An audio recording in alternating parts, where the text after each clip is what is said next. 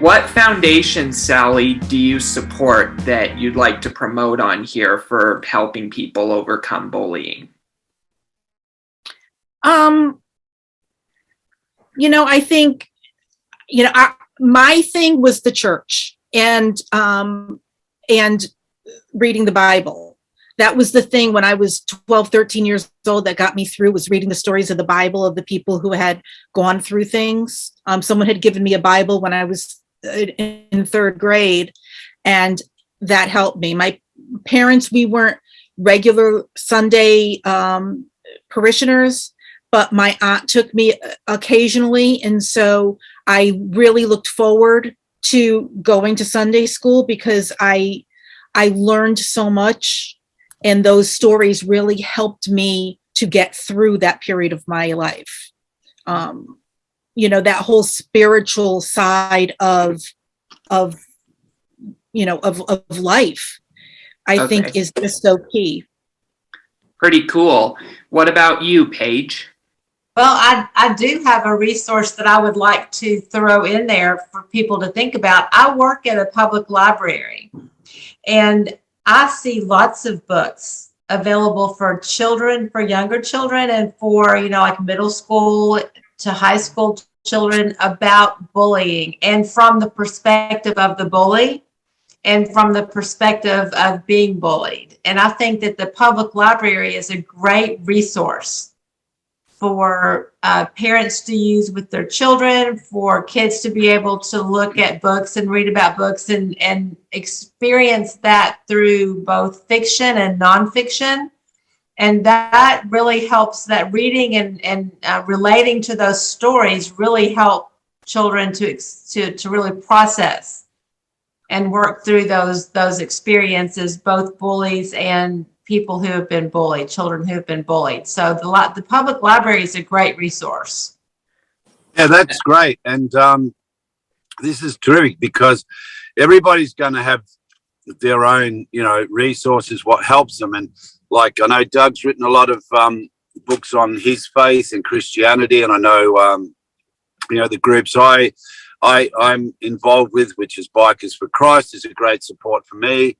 And then again, what you said, then there's other avenues of, books or other professional help. So this is great to get a whole variety of what someone out there, one of our guests listening to, something might attribute to them. And once again, we say that we're not telling people what to do because we're not qualified, but we're just giving our experiences, which may help somebody else. So, yeah, that's great. Awesome. Thanks for that. Doug, yes. Next guest. Lynda, what resources do you have? It really, for me, started at age 51. And that was when I looked outside of myself and said, I need help. And that help that came in the form of a life coach. And, there's so many different people out there who are wanting to help people, but we ourselves, there's a saying, when the student is ready, the teacher will appear. The reality is the teachers are always there, but again, the student's not ready yet.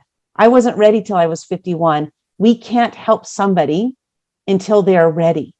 And that's the sad part of it, is that we cannot help somebody until they are ready. We can try to force it on them. It's not going to work. Oftentimes they'll run the other way. So we really got to think about when we are reaching out and helping people, it's got to be in their time. And yes, it can be frustrating. Yes, we know that they can do so much better. We know all these things. We know that they're great, but they don't know that about themselves. And so it's going to come in their own time. So I just say, when you're ready, reach out to somebody, find somebody. Don't be embarrassed. Don't be worried about what somebody might think of you because you're asking for help, because they're there. They want to help you. So I just say, look outside of yourself and find that help, somebody who can ask you the right questions to help guide you on that path. And the last thing I want to say is as a parent, the words we say, I have 2 kids, they're full grown, but the words that we say out of our mouths, sticks and stones may break my bones, but words will never hurt me. There is no wronger sentence that has ever been said.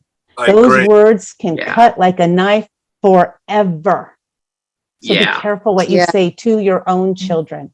Yeah, that's so true. I mean, words are more damaging and you know, they're a sword and they're a dagger to people. And can you just mention your book too, Sally, which is, I love the title of your book. Yeah, the book is Invisible No More, Invincible Forevermore. Yeah, I love that. And all four of us are in the book together. Lynda's the one who put the whole book together, and it's been a godsend, I think, for all of us that have been in it. Yeah, that's great. Doors. Yeah. Well, we'll make sure too.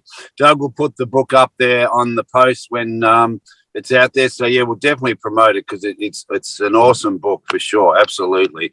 And let Doug, me share something on that, yes, Andy. yep. Yeah, I want to share something on that because 100% of the net proceeds of the sales of that book go to a nonprofit called Dress for Success. So when you were asking the question of, you know, like what organizations do you support, this particular book, Invisible No More, Invincible Forevermore, 100% of the sales from that book go to an organization called Dress for Success.